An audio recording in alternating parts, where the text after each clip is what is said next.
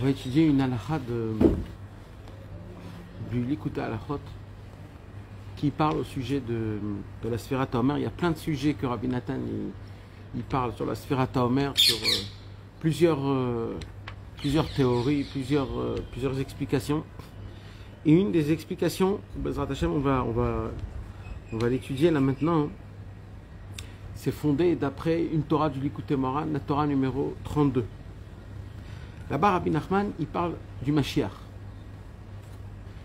Rabbi Nachman, il dévoile, d'après une Gemara, d'après des Midrashim, comme quoi on a chacun de nous tous un point de Mashiach. On a en nous une sorte de... Ça s'appelle un Ruach.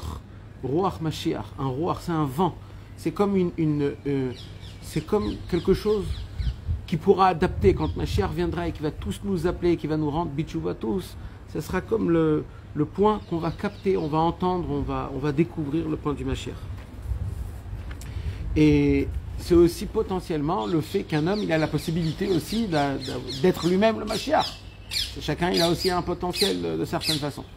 Mais on a tous quelque chose de Mashiach en nous, un point du Mashiach. Maintenant, il dit, Rabbi Nachman, il dit, c'est quoi le travail du Mashiach? Le travail du Mashiach, c'est un mécané. C'est quoi un mécané? Il jalousie le peuple juif. Le Mashiach, pas il jalouse le peuple juif, il jalouse le peuple juif. Ou mécané, ça veut dire, c'est pas que lui, il est jaloux du peuple juif. Il jalouse le peuple juif. C'est-à-dire, je vais m'expliquer. Le point du Mashiach, c'est quoi? Le Mashiach, Behemet, c'est le seul au monde qui sait c'est quoi un juif. La grandeur de où vient la Neshama du peuple juif.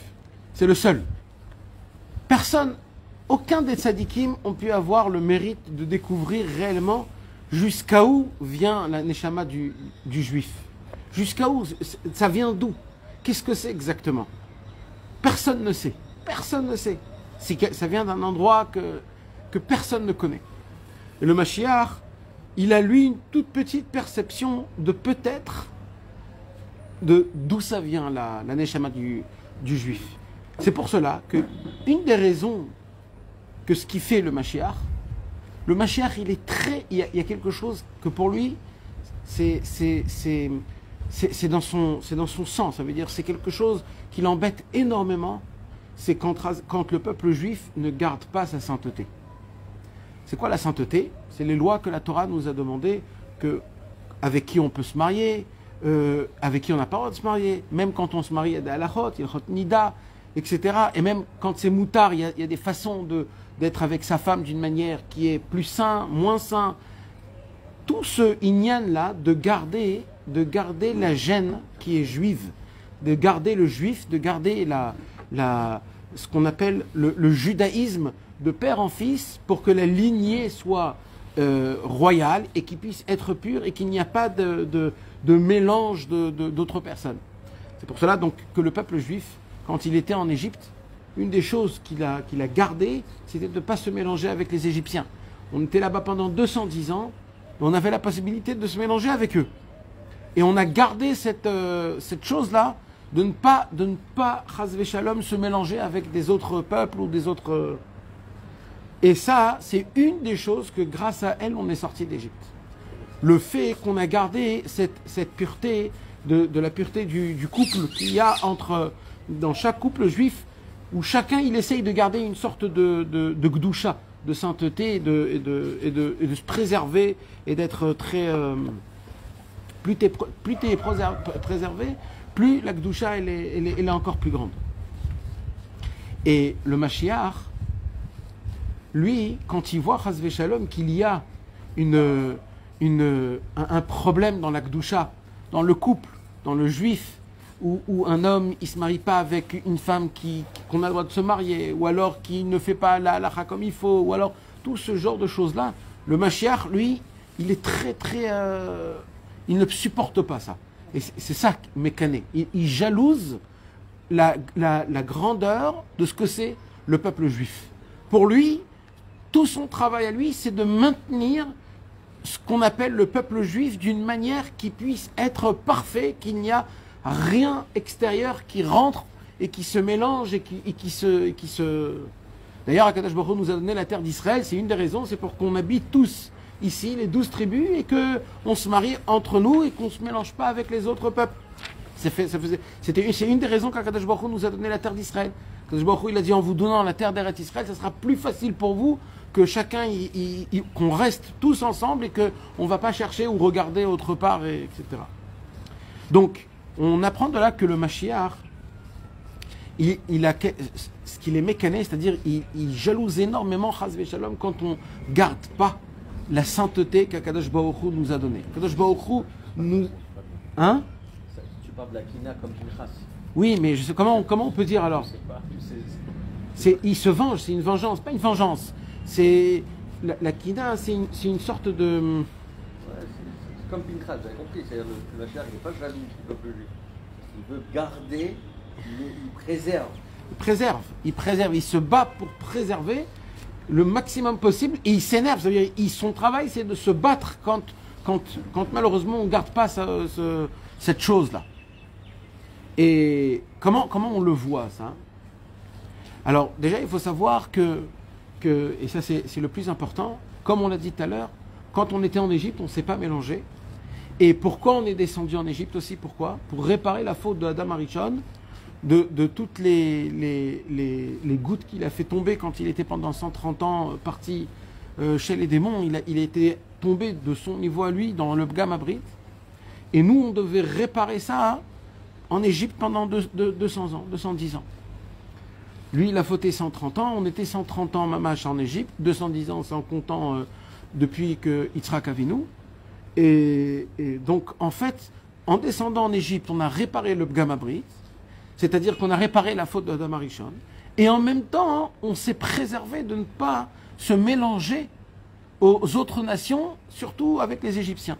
Ces deux choses-là, ça a été comme un témoin, c'est comme deux témoins, on est obligé d'avoir deux témoins, c'était les deux choses que le peuple juif a fait, que grâce à ces deux choses-là, Akadosh Baruch Hu nous a dit, vous êtes mon peuple, et je mets ma force, mon alliance, et je suis prêt à vous donner la Torah, hein, pour le fait que vous avez gardé le Zera Avraham, Yitzhak ve Yaakov, c'est-à-dire la descendance d'Avraham, Yitzhak ve Yaakov, de garder, de maintenir, on dit en hébreu, la chalevet, c'est-à-dire la flamme du juif.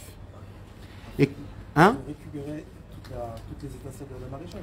Ils ont d'une certaine façon réparé d'une certaine façon, pas parfaitement, parce qu'on est toujours... Pour sortir, ils ont fait leur job. Ils sont descendus en Égypte pour récupérer ça, ils ont récupéré. Ouais. En ne pas se mariant avec les Égyptiens et en... Non, d'abord c'est en souffrant. Voilà. Le fait qu'ils ont souffert, alors ça a été ça fait en sorte que tu répares. Maintenant, en plus de ça, hein, ils sont descendus là-bas de leur propre volonté. C'est Yaakov Avinu avec ses enfants, ils sont descendus en Égypte. Ils sont restés là-bas, donc eux-mêmes, ils sont venus pour réparer. Mais le plus beau de tout ça, c'est qu'ils ont pu garder le fait, et ça c'est les Chachamim qui nous disent comme quoi c'est quelque chose d'important, qui se sont pas mélangés avec les autres nations, et surtout avec les Égyptiens, ils pouvaient le faire. Aucun mariage mixte. Aucun mariage. Il n'y a jamais eu un mariage mixte. Et Akadosh Baruch Hu leur a dit, je mets mon nom sur vous parce que vous avez su garder cette flamme, la flamme d'Avraham, Yitzhak et Yaakov, sans faire rentrer dans ça. Maintenant, il dit Rabbi Nachman comme ça. Il dit Rabbi Nachman, puisqu'ils ont gardé la Shmirat Abrit, puisqu'il y a eu une sorte de Shmira, comment on dit de Shmira? D'une préservation, et une sorte de préservation. C'est qui les a fait faire sortir d'Égypte, d'une certaine façon? C'est du niveau de Mashiach, c'est Moshe Rabbeinu. Il y a écrit Moshe Mashiach. Mashiach da Moshe. Moshe Rabbeinu, c'est une sorte de Mashiach, ça a été le premier Mashiach. Pourquoi? Parce qu'on était en Égypte, on était en galoute, en esclavage, et lui nous a fait faire sortir d'Égypte. Donc Moshe, d'une certaine façon, il a le Zohar HaKadosh, il dit, il a cette notion qu'on appelle la notion du Mashiach. Et c'est pour cela que la première chose qu'il a fait quand ils sont arrivés en Égypte, ils sont sortis d'Égypte, pendant 4-5 jours, ils ont commencé à marcher, et là il s'est passé qu'ils sont arrivés vers la mer Rouge. Et quand ils sont arrivés vers la mer Rouge, alors il y a eu un truc, c'est quoi? C'est que la mer ne voulait pas s'ouvrir. Pourquoi la mer ne voulait pas s'ouvrir? Parce que la mer, elle a dit, moi, Akadosh Baruch Hu, avant de créer le monde, il m'a mis en condition que quand les Bnei Israël, ils seront devant toi, tu devras t'ouvrir. La mère, elle a dit, ok, pas de problème. Mais pour cela, j'ai besoin de les voir. Et Akadosh Baruch Hu, alors, il leur a fait montrer le peuple juif, dans toute sa beauté, dans toute sa splendide. Mais le problème, c'est que, comme le peuple juif, ils étaient pendant 210 ans en Égypte, ils ont perdu énormément de leur beauté, de leur splendide.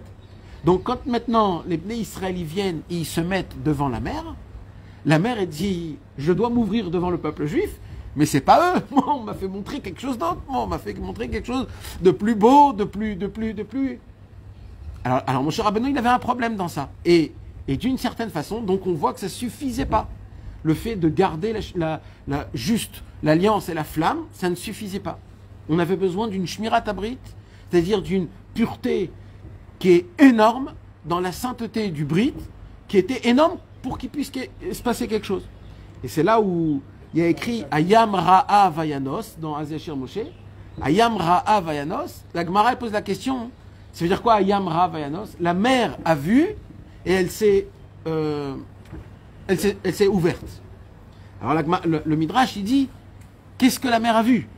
Ayam Ra'a Vayanos. May Ra'a Vayanos. Qu'est-ce qu'il a vu et que grâce à ça la mer elle s'est ouverte? Là le Midrash il dit Arono shel Yosef Ra'a. Il a vu quoi? Il a vu le Aaron de Yosef. Pourquoi? Comme Yosef, ça a été la Shmirat Abrit, la première et la plus grande, qu'il a gardé son brit pour ne pas aller avec Potiphar.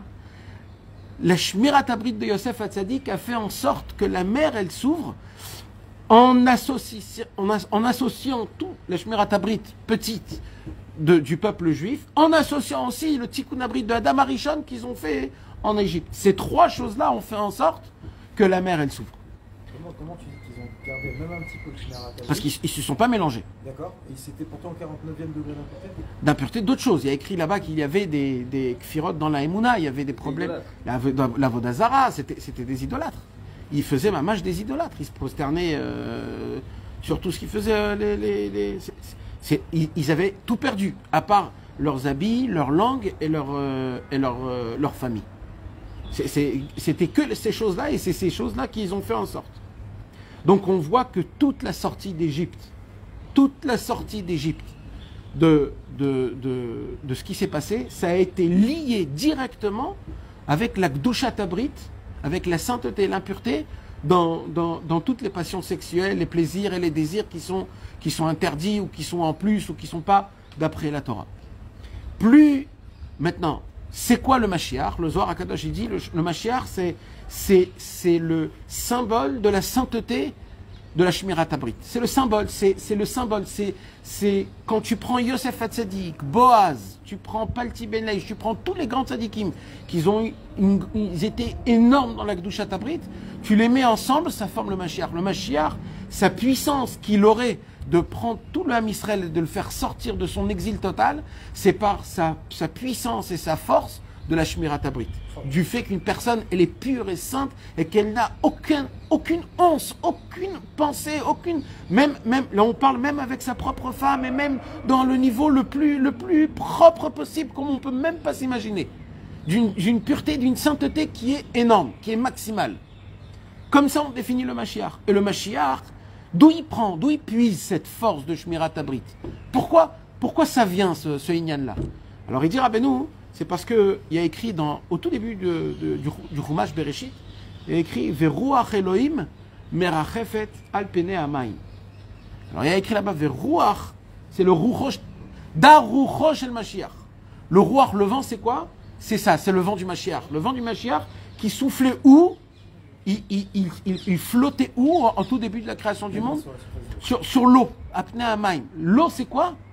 C'est la Torah. D'où il puise le Mashiach sa puissance de Gdushat Abrit, qu'il est, comment ça s'appelle une femme qui est très jalouse de son mari? Comment on dit? Elle est très possessive. Jalouse, on dit jalouse, donc ça se dit alors. Quand le Mashiach, il est très jaloux de son peuple. Le Mashiach et le peuple juif, c'est comme possessif. Il est possessif. Le Mashiach, il est possessif du peuple juif. C'est ça le terme en fait. C'est que le Mashiach, lui, il veut au plus de tout au monde que le peuple juif, il reste le plus propre possible, le plus saint possible et le plus kadosh possible. On parle dans la Shmirat Habrit. Pourquoi? Parce que le Mashiach, il sait, et d'après la Torah, d'après les tzadikim, combien chaque pensée, chaque vision, chaque chose qui est mauvaise, qui te salit, combien ça salit le peuple juif et combien c'est grave et que ça ne doit pas être normalement. Ça doit pas être.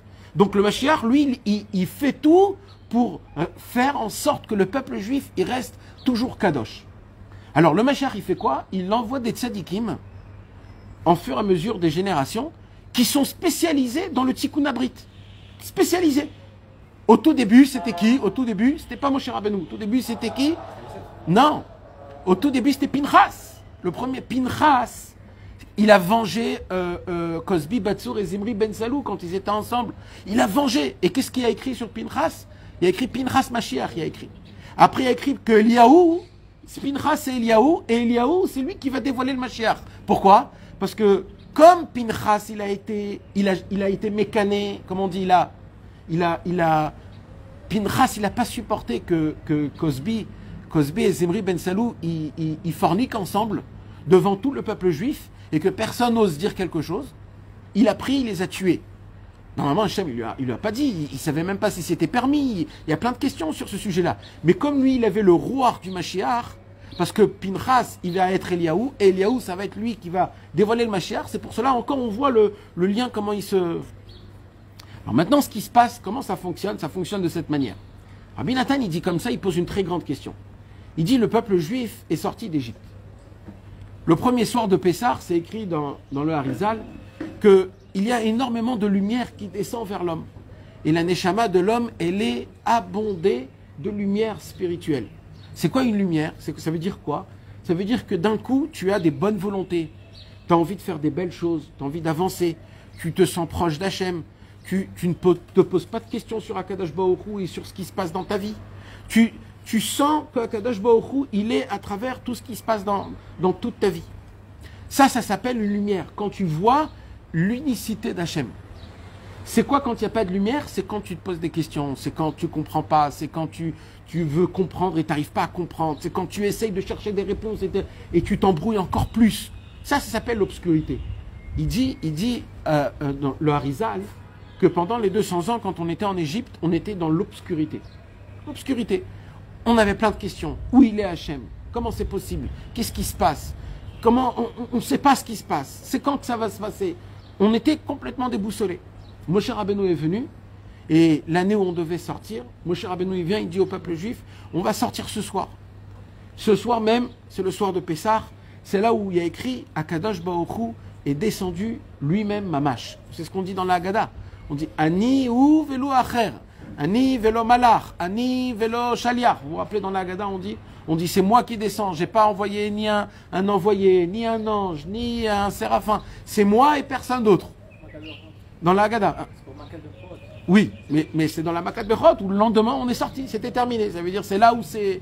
Alors maintenant, qu'est-ce qui se passe? C'est quoi cette. Quand Hachem il descend, c'est pas. Quand Hachem il descend, ça sera tout pendant jusqu'à la fin de tous les temps, ce jour, c'est un tsinor où Hachem il descend. Donc tous les Pessah soir, jusqu'à le lendemain matin, pendant 24 heures, il y a Mamash Akadosh Baruch Hu qui descend. Ça veut dire c'est un abondant de lumière. Et en fait, c'est quoi? C'est les 10 plaies, c'est la mer qui s'est ouverte. Le peuple juif a vu des choses que jamais, dans toute la création du monde, on n'a jamais vu des choses pareilles. Rabbi Nathan, il pose une question, comment c'est possible? Comment c'est possible que, en espace de quelques moments, quelques temps, quelques jours, après qu'ils sont sortis d'Égypte, et qu'il y a eu les 10 plaies, et que la mer, elle s'est ouverte pour eux, et qu'ils ont vu la main d'Hachem, ils ont vu comment tout ce qui s'est passé, que pour eux, la nuée, le feu, les colonnes, tout ce qui s'est passé.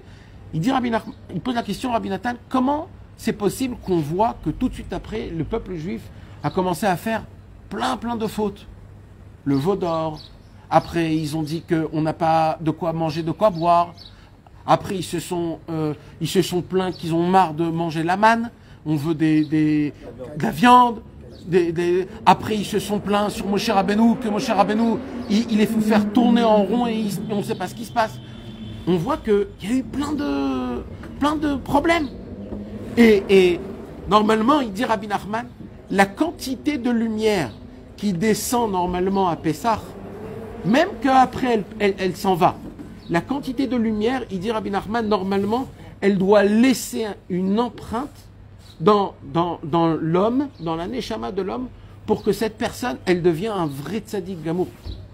Vous savez, il dit Rabbi Nachman, prenez par exemple un homme, il marche dans la rue, et d'un coup, il regarde le soleil directement, sans lunettes de soleil. Qu'est-ce qui se passe à ce moment-là même? La personne, tellement la lumière elle est grande, elle commence à devenir... elle n'arrive pas à voir. Après, ça prend quelques temps hein, où l'œil, petit à petit, il arrive à capter la lumière. Mais ça fait mal aux yeux. Il dit, ah ben non, la quantité de lumière qui descend à Pessah, normalement, c'est une quantité qui est 1 milliard de fois plus que le soleil. Donc une lumière comme ça, à peine elle éclaircit sur toi, normalement, elle devait te faire une empreinte pendant des jours et des jours. Comment c'est possible que nous, tout de suite après le Seder, le lendemain ou après le lendemain, on n'a pas la possibilité de ne pas prier, ou alors de rater un mincha, ou alors de se conduire pas comme il faut, ou même d'oublier la Sfirata Omer. Comment c'est possible? Comment on n'est pas des tzadikim et des gdoshim? C'est une très grande question. Cette question, elle se pose sur nous, mais ces questions, elles se posent aussi sur le peuple juif lui-même, que le peuple juif lui-même, pendant 40 ans, il était dans le désert, et pendant 40 ans, il y a eu plein de problèmes, plein d'histoires qui étaient mauvaises. Où est passée cette lumière? Maintenant, cette question, mes amis, ce n'est pas juste une question théorique. Ce n'est pas une question théorique. C'est une question de toute notre vie aujourd'hui quotidienne. Exemple. On a eu chacun dans notre vie des choses qui se sont passées, qu'on peut dire sur ces choses-là qu'ils ont été exceptionnelles dans le bon côté. Chacun. Chacun, on a eu des moments dans la vie où on a vu mamash, la main de Dieu. Comment Hachem, il était avec nous, mamash. Spirituellement, matériellement. L'homme est chané. Mais on a tous eu des moments qui sont comme ça. Des moments où vraiment, je parle pas où tu dis, ouais, c'est un S. Des moments où vraiment ça t'a pris vraiment, ça veut dire. Alors il dit Rabbi Nachman, comment ça se fait que à ce moment-là même, ça veut dire quand tu as reçu la Yeshua, la délivrance, t'étais complètement en transe. Et il se passe une petite heure, 2 heures ou même 24 heures, comme si de rien n'était, comme si t'as tout oublié, comme si... Comment c'est possible? Il dit Rabbi Nachman, des fois, t'entends un Dvar Torah, un chidouche, qui te change ta vie. Et il te change ta vie. Mamash, tu entends ça, tu te dis, mais waouh, ça peut me changer ma vie si j'y vais avec ça. Et ça se pourrait qu'en espace d'une demi-heure, d'une heure, tu oublies la chose et c'est fini. Comment c'est possible qu'on ait autant... Non, mais il dit Rabbeinu, je pose une question qui est logique. De poisson rouge. Non. Rabbeinu, il dit, moi je veux comprendre logiquement. Ça se peut pas. Il dit Rabbeinu, si Chas v'Shalom, tu traverses la route, il y a un camion qui vient et il y a un mec, il te prend, il te sauve ta vie. Toute ta vie, tu vas être reconnaissant devant ce monsieur. Comment ça se fait quand dans la Torah, dans la spiritualité, ou même Hachem, quand il te fait un cadeau, quand il te sauve d'une mare noire, il te sauve d'un problème. Un problème, ou alors, mamash, il te sauve d'un vrai problème. Tu as toujours un imbécile qui va venir te dire que c'est naturel ce qui vient de se passer. Non, c'est vrai ça. Alors. Et lui, il va t'éteindre bien comme il faut. Alors, c'est vrai, mais il y a toujours cette petite voix qui te dit, mais il y a quand même la main d'Hachem, j'ai quand même prié. Ça se passe pas tous les jours quand même que d'un coup, mes problèmes se sont arrangés. Ou alors que j'ai capté quelque chose, j'ai fait... Mais je sais pas ce que ça passe. C'est le truc qui reste en mémoire. Non, ça se passe pas. Pourquoi tu dis que ça s'est passé? C'est pas juste la mémoire de se rappeler. Si tu fais une faute, c'est que tu as déjà oublié que c'est le bon Dieu qui commande. Je pas forcément lire. Si. Ah, si tu es sûr que c'est le bon Dieu qui dirige le monde à 100% parce que tu es enflammé, comment derrière tu peux t'énerver, tu peux... Ou même pas rentrer dans ça parce que c'est compliqué. Mais même par exemple après par exemple la prière d'après que tu vas faire, Shacharit, Mincha ou Arvit, elle va être normale comme toutes les autres. Ça veut dire quoi? Un minimum, ça veut dire un minimum on te demande, c'est prends 24 heures, donne-le à Hachem. 24 heures, les mots de Torah, Vodat Hachem, donne-le pour Dieu, remerciement. Même ça, on ne le fait pas. Il dit Rabbeinu, C'est une très grande question parce que ça, c'est tous les jours, ça. Toi, tu dis quand on est en haut, qu'on reste pas en haut, c'est ça? C'est pas qu'on reste pas en haut. C'est rappelle-toi, sois reconnaissant de la bonté qu'il t'a fait. C'est juste ça. Même si tu ne deviens pas un tzaddik, mais au moins sois imprégné. Soit que ça te marque. Ça nous marque pas. Ça nous marque pas. Ça dépend du niveau de la. Ah, alors, regarde bien, même dans ta vie personnelle, que même si c'est le plus haut niveau, ça te marque à un certain niveau et après ça se rabaisse. Les barbies. Non, mais c'est que l'être humain il rentre dans une Vous avez eu du temps. par routine quotidienne. Alors. Jusqu'à 120 ans. Tu ne vas pas te rappeler de qui a Ça ne 20 ans. t'empêche pas de faire des bêtises. Et quand on t'a sauvé ta vie, hein, tu te rappelles toute ta vie. Ça n'existe pas. Même quand tu es en plein milieu d'un problème énorme, si le monsieur il vient et tu le ressors, t'oublies tout et tu dis viens, je t'embrasse. Si tu es persuadé qu'il t'a sauvé ta vie, ouais, c'est comme ça. Normalement, on devrait vivre de cette manière-là. Attention, on recommence tout là. Alors là, Rabbi Nathan, il nous dévoile un secret énorme. Un secret, mamage, énorme. Rabbi Nathan, il nous dévoile comme ça. Il nous dit, un des effets, les symptômes physiques que Chas Shalom, le Bgamabrit, il fait, tout ce qui est Bgamabrit. Bgamabrit, mes amis, c'est un nom général. De tous les niveaux, chacun d'après son niveau. Mais il faut savoir que le Bgamabrit, c'est-à-dire, Déconnexion. c'est malheureusement quand un homme, il essaye de... Pas qu'il essaye, mais il est attaché à la bestialité qu'il a en lui. C'est la déconnexion avec Dieu. Tu te déconnectes de Dieu. Ça peut être avec une vision, ça peut être une pensée, ça peut être avec sa femme, ça peut être... ou alors ça peut être aussi dans la simplicité. Ça veut dire quand Chas Shalom, quelqu'un, il est... quand il est avec une goya, ou alors Chas Shalom, quelqu'un qui est interdit, ou alors même de rigoler, ou dire des paroles en plus. On va pas rentrer dans les détails parce que chacun il connaît déjà les détails et chacun il sait ce que c'est d'être pur dans la sainteté, d'être propre dans son cœur.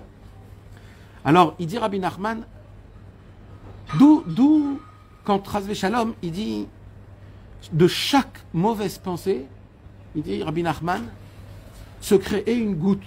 Vous savez que la goutte, elle sort, la racine, il dit dans le Tikkuné Hazohar, elle sort du cerveau, la racine, le commencement. Et c'est quoi qui déclenche la goutte? C'est quand tu penses à la chose. Quand tu penses à la chose, quand c'est dans la Gdusha, alors c'est bien. Mais quand c'est dans la Touma, Chas Shalom, alors même si ça sort pas en bas, il y a quelque chose qui sort dans la tête. Il y a quelque chose qui est nifrash, comment on dit ça? Ça se propage, ça commence, il y a quelque chose qui commence à se mettre en... Maintenant, plus un homme il a des mauvaises pensées, plus il y a... Et il dit le Benishraï, et ça peut descendre quand on va aux toilettes, quand on fait pipi. C'est pour ça qu'il y avait le Or HaChaim HaKadosh. Le Or HaChaim HaKadosh, il avait un minag, c'était le seul, on n'a jamais entendu un minag pareil comme lui. On sait que le Or HaChaim HaKadosh, il avait le Nitzut du Mashiach, parce que Baal Shem Tov, Or HaChaim, s'il se voyait, le Mashiach il venait. Donc, comme le Or HaChaim, il était du Nitzut de Mashiach, donc il était obligé d'avoir cette Gdusha-là. Après chaque pipi, il allait au mikvé. Après chaque fois. Pourquoi? Parce qu'il se dit, va savoir s'il y a quelque chose de tout petit où j'ai eu, je sais pas, moi, rien, Gdusha ou Tara. Et ça, c'est une anaga qui était énorme. Je sais pas compris. Tu dis que, évidemment, la tiepa, elle commence, ouais. Et elle descend. Ouais. Maintenant, si c'est une mauvaise pensée qui est sortie et qui sort dans les urines, c'est bien à la limite. C'est très bien, tu l'as évacuée. Ouais, mais au moment où elle sort, mais ça s'appelle qu'elle est sortie en vain. C'est en vain. Normalement, hein, elle doit aller dans un endroit spécial, à sa place à elle. Sa place à elle, c'est de l'autre côté. Mais comme cette fois-ci elle sort en vain, hein, donc là il y a un problème. Donc on crée Chas Shalom une neshama, parce que chaque goutte elle a une neshama. Donc c'est ça le problème. Malheureusement, nous on est très très loin de ce niveau-là. Baruch Hashem, il y a Rabbi Nachman qui a dévoilé le Tikkun HaKlali. C'est pour ça que c'est très important de lire tous les jours le Tikkun HaKlali. Au moins, hein, on répare ça. Ça veut dire on répare ce qu'on peut. C'est le minimum qu'on peut faire. Mais alors, je continue. Il dit Rabbi Nachman comme ça. Qu'est-ce qui se passe quand Chas Shalom, quelqu'un il est beaucoup dans le Bgamabrit? En fait, il se passe quoi? C'est que petit à petit, tu sèches ton cerveau. Et quand tu sèches ton cerveau, il dit Rabbeinu, tu perds la mémoire. Et il dit Rabbeinu comme ça. Tout le travail du Yetzerara, c'est qu'une seule chose. Une seule. C'est quoi? C'est de te faire oublier ce que Hachem il a fait avec toi. C'est que ça. Et comment il te le fait oublier? En te faisant tomber dans le Pgam Abrit. Parce qu'au moment où il te fait perdre tout ce que Hachem il t'a fait en bien, alors tu te rappelles plus, donc tu peux continuer ta vie. C'est tout. Et c'est ça, c'est là-bas où on tombe. Et il dit Rabbi Nachman, et c'est ce qui s'est passé. Il s'est passé dès qu'on est sorti d'Égypte. Alors là, il y a eu la faute avec Cosby Batsour et il y a eu les Bnot Bilam et trucs. Tout de suite, le peuple juif est tombé dans le Pgam Abrit. Pourquoi? Comment c'est possible? Vous avez vu la mer qui s'est ouverte pour vous. Vous allez tomber avec les filles de Balak et de Moab. Mais comment c'est possible? Non, il dit Rabbeinu, parce que le travail de Amalek, vous savez ce qu'il faisait Amalek, mes amis? Qu'est-ce qu'il faisait Amalek? Il est cassé dans la Emouna. Non, Amalek, il avait un travail. Hein? Il semait le doute. Parce qu'Amalek, mais Amalek, il avait une spécialité horrible. Il prenait les juifs qui étaient Khalashim, comme on dit, faibles, il coupait leur brit, et il le jetait en l'air. C'est quoi? C'est l'inverse du Mashiach. Le Mashiach, il dit quoi? Garder le brit et Kadosh le plus possible. Qu'est-ce qu'il faisait à Amalek? Il coupait le brit. Maintenant, il dit Rabbi Nachman, c'est sûr que c'était Kipchuto, ça veut dire il faisait ça vraiment, mais aussi c'est quoi la racine de cette action-là? C'est qu'il voulait salir le brit, il voulait faire montrer qu'on n'a pas la brit Mila. C'est l'inverse du Mashiach. C'est qu'on est sale, qu'on est mauvais. Et Moshe Rabbeinu, il disait non, il faut garder. Et la Gdusha et la Tahara. Maintenant, écoutez comment c'est puissant. Il dit Rabbi Nathan, donc conclusion, c'est quoi la conclusion qui est la plus simple possible? La conclusion, c'est que tout le travail du Yetzer Hara, c'est quoi? C'est de nous faire oublier les Dvar Torah, par exemple, qu'on a entendu. Vous savez, mes amis, si je vous mets actuellement, là, maintenant, tous les Dvar Torah que vous avez entendus de toute votre vie, si je vous les mets d'un coup dans votre tête et vous êtes présent, vous devenez des vrais tzadikim tout de suite, là. Béhémet, je vous dis Béhémet. On a tous des quantités, on a tous entendu quelque chose, on n'a pas fait attention, qui nous a fait waouh, waouh, waouh. Donc imagine-toi tous ces Dvar Torah, les tiens, hein, pas quelque chose que tu n'as pas entendu, rien que les tiens. Alors comment c'est possible qu'on est encore là et qu'on est complètement perdu? Comment c'est possible? C'est des Dvar Torah qu'on a entendus. C'est quoi le problème? C'est qu'on oublie. C'est qui nous fait oublier? Le Yetzer Hara. Comment il nous fait oublier? Il nous fait rentrer des fantasmes et des problèmes, des passions, de la débauche, des mauvaises pensées. Et ça nous fait quoi? Ça nous fait oublier tout le bien qu'on a eu dans les Yeshuot que Akadosh Baruch Hu nous a donné, les belles choses spirituelles qu'on a vécues entre parents, le soir du Seder de Pessah, la première fois on a mis les téphilines, le Kotel, Rabbi Shimon Bar Yochai, Ouman Rosh Hashanah, le Tikkun HaKlali, le Kriyat Shema, toutes les mitzvot qu'on a fait. On a tous fait des fois une mitzvah de Tzedaka qui était plus que de mon habitude. Et au moment où on a fait cette Tzedaka-là, on avait un sentiment de puissance inexplicable, vrai ou faux? Comment cette puissance, je la garde pas tout le temps? Comment cette force-là, je la garde pas tout le temps? Pourquoi je marche comme ça, avec la tête baissée, quand on dit ça va, oui, ça va, tu fais un petit sourire à moitié pour dire merci? Comment c'est possible, mes amis, qu'on marche pas avec la tête tellement aussi grande et merveilleuse? Si tu la gardes ta mitzvah comme ça, reste sur puissance. Tu aurais plus envie de la refaire. Non. Si tu vis tout le temps là-dedans. Ouais. C'est quoi la force de Alors ça, c'est dans le monde normal. Ça, c'est dans le monde normal. C'est une très grande question, ce que tu as posé. Parce que, en fait, tu poses une question, tu dis, si c'est toujours la même chose, alors où est le chidouche? Comment ça me parle? Comment? La beauté dans la Torah, c'est Ubetuvo, Mechadesh, Bechol Yom, Tamid, Maseh Bereshit. Regarde la prière Shacharit le matin. On l'a fait depuis tout le temps. Et normalement, imagine-toi, tu prends une histoire qui a écrit Shakespeare et tu la lis tous les matins. Tu verras que l'histoire de Shakespeare, tu vas la lire pas de la même façon que de la prière. La prière, elle sera plus avec engouement et avec renouvellement. Tu sais pourquoi? Parce que tout ce qui est spirituel n'est jamais ancien. Par contre, ce qui est malheureusement ancien, c'est que ce monde-ci. Donc, ce n'est pas pareil. Nous, même que tu crois que c'est pareil, c'est pas pareil. Regarde, chaque Shabbat, c'est un kiff de nouveau. Chaque fois que c'est Shabbat, le Kiddush, tu ne le lis pas parce que comme si tu as lu 150 000 fois. Pour toi, c'est un nouveau kiddush, c'est quelque chose de vivant un peu plus. Parce que spirituellement, donc on ne peut pas dire que la mitzvah, tu l'as refait. Par contre, ce que tu peux dire, c'est quoi le problème? Le problème, c'est que le Yetzer Hara, il accélère dans l'impureté sainte, dans les pensées, dans les actions, de comment on se conduit, de combien de fois on va au mikvé, si on ne va pas au mikvé. Parce que le mikvé aussi, il est très important, ça donne de l'impureté, ça nous enlève. C'est pour cela, mes amis, il dit Rabbi Nathan, et c'est ça le plus beau. Alors, qu'est-ce que nous, on doit faire alors? J'ai entendu tout ça. J'ai entendu que le travail essentiel du Yetzer Hara, c'est de nous faire oublier. J'ai compris. Mais moi, comment je fais, moi, maintenant, demain? Comment je fais ce soir? Qu'est-ce que je dois faire maintenant, les maasés? Comment je fais les maasés? Alors, il dit Rabbi Nathan, et voici tout le secret du comptage du Homer. C'est quoi le comptage du Homer? C'est je compte pour pas oublier. C'est ça le comptage du Homer, en fait. C'est je dis Hachem, je suis dans une mare noire. Tu peux même pas t'imaginer. Mais une chose, j'oublie pas. J'oublie pas que c'est toi le plus important. J'oublie pas le bien que tu m'as fait. J'oublie pas la lumière que j'ai reçue à Pessah, les lumières que j'ai reçues auparavant. J'oublie pas. Et je compte. Aujourd'hui, on est le premier. Demain, on est le deuxième. Après-demain, on est le troisième. Et je compte tous les jours. Parce que quand tu comptes, c'est pour que tu n'oublies pas. D'accord? C'est pour ça qu'on compte. C'est pour que tu n'oublies pas. Tout le travail du Yetzer Hara, c'est quoi? C'est que tu oublies la lumière que tu as reçue à Pessah pendant la Sfirat Hamer. Parce que la Sfirat Hamer, qu'est-ce qui se passe? Toute la lumière que tu as reçue à Pessah, Hachem, il te la prend. Et là, tu es complètement tout nu. Et là, tu te dis, mais qu'est-ce qui m'arrive?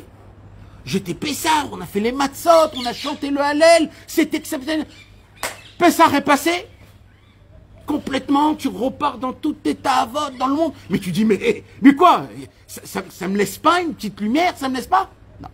La lumière de Pessah, de Sfirat HaOmer, on t'a donné en cadeau, maintenant on te prend.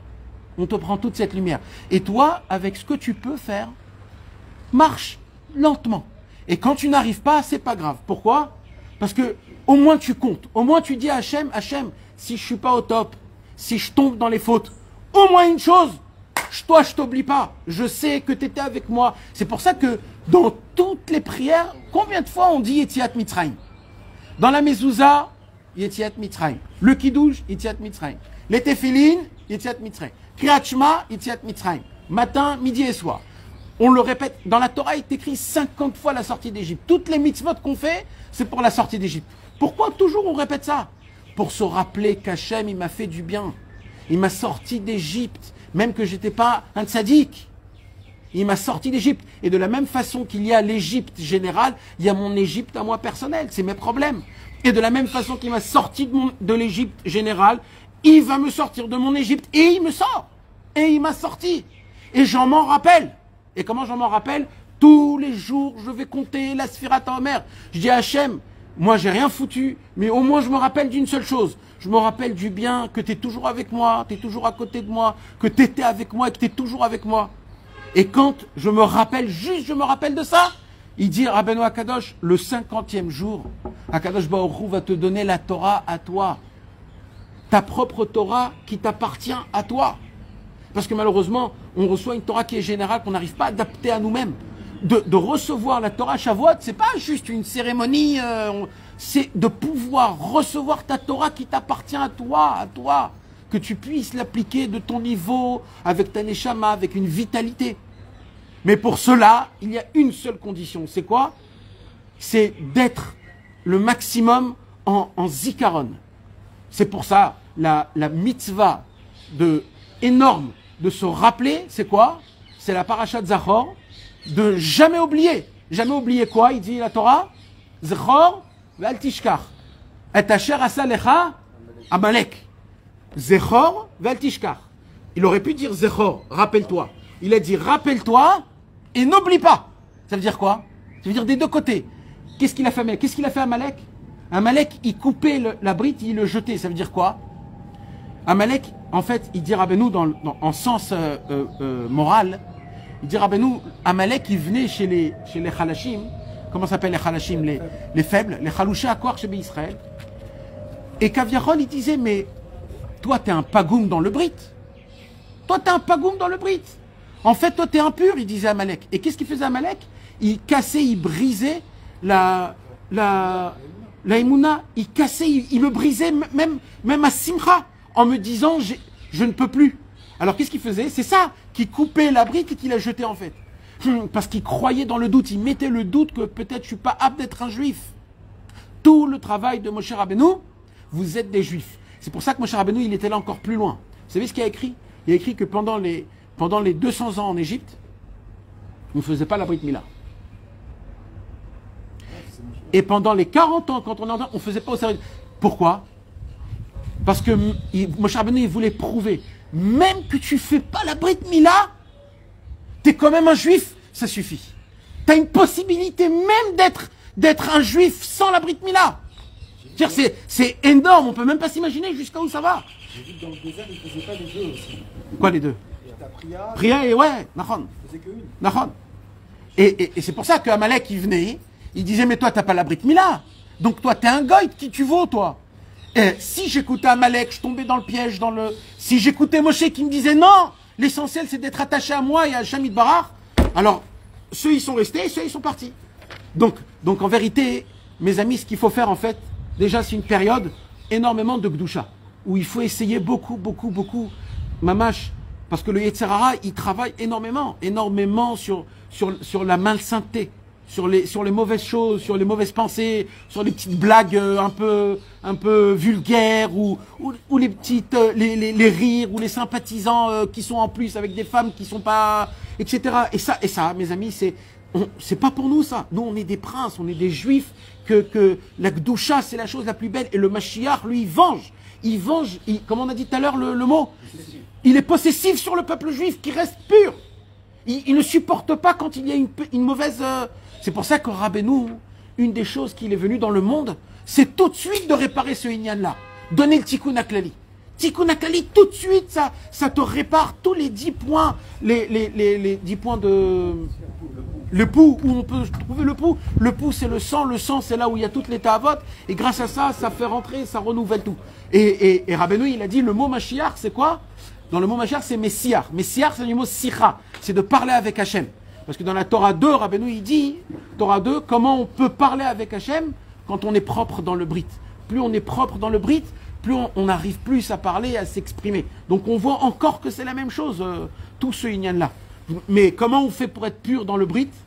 Alors, au moins, Rabbeinu, il dit, au moins, c'est de ne pas tomber dans l'oubli. L'oubli des belles choses qu'Hachem t'a fait, qui t'a donné spirituellement et matériellement. Shabbat, on lit Zachor. Shabbat, on lit Zachor. Shamor ve Zachor. Parce que le tzaddik, c'est aussi du niveau de Zachor. Le Shabbat, on doit le... Il y a 10 choses qu'il faut se rappeler. On lit ça le matin après la tfila. Les 10... c'est les 10 rirot, c'est les 10 choses qu'il faut se rappeler. C'est ça le... Parce que c'est mamash le ignan que quand tu te rappelles, alors ça, au moins, ça t'empêche... Tu tombes, mais au moins, ça t'empêche à... Vous savez, il y a Rabbi Nachman, il disait comme ça. Malheureusement, vous pouvez tomber. Pas grâce à ça, vous pouvez tomber, mais on tombe. Moi, ce que je vous demande, il dit Rabbeinu, c'est ne soyez pas le copain du Yetzer Hara. Même si vous tombez 100 000 fois dans la même faute, mais ne soyez jamais son copain. Ne vous dites pas, je suis habitué, voilà. Non. Pour vous, éloignez-vous le plus. Pour vous, ça doit vous dégoûter. Quand vous tombez, mais c'est pas votre copain. C'est pas votre copain. C'est pas parce que vous êtes là-bas tous les jours que tu vas sympathiser avec. Ça s'appelle de se rappeler qui est ton ami, qui est ton ennemi. Quand tu sais qui est ton ennemi, tu t'éloignes de lui le plus que tu peux. Ce que tu peux, tu peux. Ce que tu peux pas, tu peux pas. Donc le travail de la Sfirat HaOmer, c'est le comptage. Le comptage, ça veut dire quoi? Je me rappelle, Hachem. Je tombe pas dans l'oubli. Je sais que tu m'as sorti d'Égypte et de mon Égypte personnelle et que tu as fait avec moi des énormes choses et je reste avec toi. Même si je tombe, j'essaye d'être proche de toi. Que Dieu Akadosh Baruch Hu nous aide, Bezrat Hachem, qu'on ne puisse pas tomber dans l'oubli. Dit Rabbi Nathan, si on fait ça pendant les 49 jours, c'est une ségoula pour que toute l'année on ne tombe pas dans l'oubli. Donc c'est pas une obligation maintenant de se casser la tête toute l'année. Non, il dira, ben nous, il suffit pendant les 49 jours. Donc, mais on est mamache en pleine période et c'est le moment vraiment à essayer de garder le compte et de dire, Ayom, c'est très important. C'est pour ça, Rabbi Nachman, il disait, même celui qui n'a pas compté, qui a oublié de compter avec la bracha et qui peut plus compter avec la bracha, l'on aura, et on s'en fout. L'essentiel, c'est le comptage. Même de dire Ayom, c'est énorme parce que tu dis à Hachem, voilà, je suis là, Hachem. Ayom, aujourd'hui, on est celui-là et celui-là. Et pour moi, c'est pas un autre jour comme un autre et je me rappelle du bien que tu as fait. Bezrat Hachem. Hachem Yazrenu. Il y avait un lien aussi d'un temps que à Malek, c'est des faibles, c'est devenir des grands. Ça rejoint aussi ce qu'il a dit. Nahon. Exact. Après, tu es dirigé par des gens qui sont pas. Exact. Il prend les petits et les méros. Voilà. Exact. Et après, tu es dirigé par des gens. Ah oui, c'est ça. Il est différemment.